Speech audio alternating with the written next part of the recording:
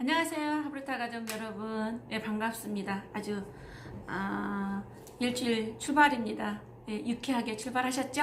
네, 오늘부터 일주일 동안 화이팅입니다. 네, 여러분. 제가 오늘은 부자독서법에 관계된 책을 좀 말씀을 드리려고 해요. 네, 억만장자 스킬을 지난번에 그 부자들의 세 가지 그 오해, 요거에 말씀드렸잖아요. 이번에 18번째인가요? 네, 18번째. 네. 날고 싶으면 먼저 둥지를 떠나라. 이게 몇 페이지냐면 42페이지. 날고 싶으면 먼저 둥지를 떠나라. 근데 우리가 둥지를 떠나는 말은 부모의 어떤 보호나 아니면은 안전망에서 벗어나서 뭔가 부딪히고 한번 스스로 한번 독립해봐라 이런 얘기겠죠. 근데 우리가 저도 마찬가지고 우리 정서로 그 내 자녀들을 어린 나이에 빨리 독립시킨다는 게 결코 쉬운 건 아닌 것 같아요. 맞아요. 네, 결코 쉽지 않아요. 아마 고생할 거가 안쓰럽고 막 실패해서 뭐 또 잘못될까봐 걱정되고 막 이런 거 있잖아요. 예, 우리 정서는 정말 쉽지 않은 것 같아요. 오랫동안 우리가 갖고 있는 하나의 문화이기도 하죠. 부모와 자녀 간에는 최선을 다해서 끝까지 사랑해주고 보살펴주고 보호해주고 막 이런 생각들이 좀 있어요. 예, 저도 거기서 벗어나지를 못합니다. 그런데 날고 싶으면 먼저 둥지를 떠나라. 그러니까 이제 이거는 아이들 입장에서 보는 거죠. 예, 정말 날아가고 싶다면 둥지를 떠나봐라. 우리가 살아갈 날이 짧은 게 아니라 낭비하는 날이 너무 많은 것이다 그랬어요. 우리가 그랬어요. 인생이 참 짧다. 야, 왜 이렇게 뭐 유수와 같냐, 화살처럼 빠르다 이렇게 말하는데 인생이 빠른 게 아니고 너무 낭비하는 시간이 많아서 그렇다고 합니다. 낭비하는 시간이 너무 많아. 실제로 그러네요. 요즘 들어와서 저는 낭비하는 시간을 최선을 줄여보려고 하고 내 삶을 좀 단순화시켜 보려고 하고 그래서 낭비하는 시간이 없이 내가 하고자 하는 일에 많이 몰입하고 몰두하려고 하고 있거든요. 근데 아마 그 전에는 참 많은 시간을 낭비했던 것 같아요. 네, 낭비했어요. 맞습니다. 굉장히 가장 나쁜 것 중에 시간을 낭비한 게 가장 나쁠 수도 있다는 생각이 듭니다. 네, 자, 여기서 이런 얘기를 합니다. 인생에서 일단 자기 두 발로 살아 이런 얘기에서 뭐냐면 인생에서 뭔가를 성취하려면 우선 독립적인 인간이 되어야 한다. 내가 인터뷰한 자수성가 억만장자들은 모두 빨리 자립했고 18세가 되기 전부터 일을 시작했다. 가령 전설적인 실리콘밸리 투자자인 팀 드레이퍼나 터키에서 가장 성공한 금융 휴스누 웨이즈 A는 각각 14살, 10살에 집을 떠났다. 우리가 10살, 14살에 집을 떠났다 그러면 우리 입장에서는 가출이라고 생각하지 않아요? 애가 가출했지. 이거는 독립해서 나간다는 게 이거는 어마어마한 뭔가 도전 정신과 또 부모님들 그거를 받아들이니까 가능하겠죠. 세계적인 건강 가전에서 오심은 설립한 싱가포르 억만장자 론심도 마찬가지다. 그는 늘 가난하게 태어난 게 행운이라고 말한다. 가난하게 태어난 게 행운이래요. 왜 가난한 걸 행운이라고 했을까요? 행운? 동기부여가 확실한 거죠. 살아야 된다. 난 이거 아니면 안 된다. 죽음을 불사한다. 이런 생각이겠죠. 가난은 허기를 부채질하기 때문이다. 그에 따르면 가난은 절망감을 돋우고 일을 좋은 방향으로 바로잡고자 하는 욕구를 부추긴다. 그의 가족은 7아이들과 부모님, 외조부모님, 삼촌, 이모까지 총 13명이 방 하나짜리 아파트에서 살았다. 13명이 방 아파트 하나짜리에서 살았대요. 그러니 얼마나 가난을 벗어나고 싶은 마음이 절치부심했을까요? 그러니까 가난이라는 게 얼마나 힘들었을까요? 그러니까 나는 여기서 가난에서 벗어나서 우리 가족을 여기서 벗어나게 해야 돼. 이런 강한 동기부여가 그래서 이 사람은 뭐야? 가난하게 태어난 게 행운이다라고 말하는 거죠. 가난하게 태어난 게 행운이라고 말하는 사람은 절대 많지 않을 것 같아요. 네, 많지 않습니다. 그래서 우리나라의 그 재벌들도 그 처음에 시작했던 그 어떤 재벌 1세대들은 전부 그거잖아요. 다 상황이 어려웠잖아요. 예, 그건 뭐야? 죽기 살기로 동기부여가 결핍이죠. 결핍. 난 여기서 벗어나야 돼. 대부분 1세대 시작 창업자들이 결핍의 동기가 너무 확실했던 것 같아요.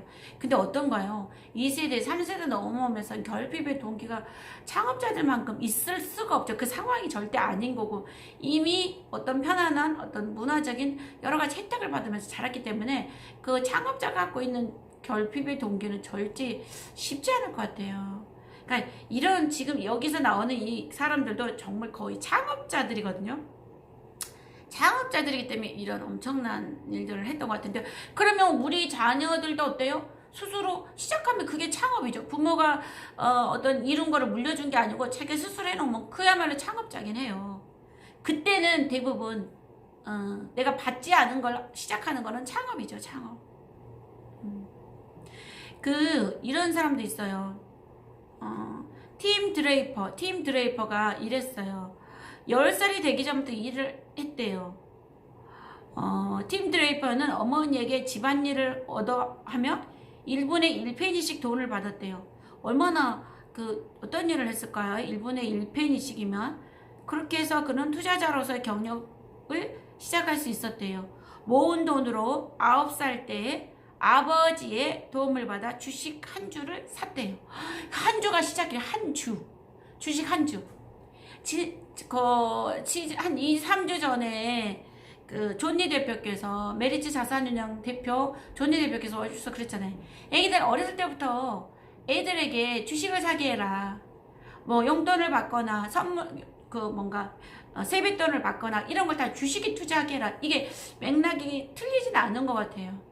그래서 우리 애들이 뭐 그냥 통장에 넣어두는 돈들, 돼지정통에 넣어두는 돈들을 다 이렇게 해서 실제로 주식을 한 주씩 자기가 스스로 사도록 하는 거. 그래서 20년, 30년 후에 그게 목돈이 될 수가 있거든요. 이게 진짜 투자할 수도 있어요. 아니면은 째다까처럼 우리 자선교육에 할 때 어때요? 자기가 스스로 용돈을 벌어서 하잖아요. 그러니까 5가지면 5가지 애써한 일, 당연한 일 말고 애써한 행동들이 어떤 일에 가치를 부여해서 300원, 200원 이렇게 매겨서 오늘 3가지 했다 그러면 600원. 그래서 기부통, 용돈통. 그러면 기부통은 기부통이지만 용돈통에 들어간 돈으로 모아서 주식을 한 주씩 사는 거죠. 한 달에 하나 살 수도 있고 2달에 하나 살 수도 있지만 그게 어떤 투자의 개념을 배워보는 거죠, 실은. 10살이 되기 전에 이 친구라고 하겠네. 팀 드레이퍼는 10살이 되기 전에 집안일을 도와주면서 받은 1페니씩 모아서 주식 한 주를 샀대요. 이게 시작이랍니다. 와. 또 캐나다 자동차 부품 제조업 리나마 설립자 프랑크 하세 프라츠 인터뷰에서 이렇게 말했어요. 이름이 되게 어려워요. 6살 때부터 닭에게 모이주는 일을 맡았는데 반드시 제 시간에 줘야 했죠. 놀고 싶지 않냐고요? 물론 놀 수는 있었죠. 하지만 놀다가도 오후 6시가 되면 다시 닭들에게 모이를 줘야 했어요. 나이가 들수록 할 일이 점점 늘어났는데 다행히 특권도 갖게 됐습니다. 나중에는 돼지에게도 먹이를 줘야 했어요. 말에게 먹이를 주려면 10살, 11살은 돼야 했죠. 이는 제기할 수 없어. 너는 일해야 해. 부모님은 늘 그런 식이었죠. 네, 그렇게 자기 당연한 일을 어떤 역할을 부모님들이 주셨나 봐요. 그래서 이거에 대한 뭔가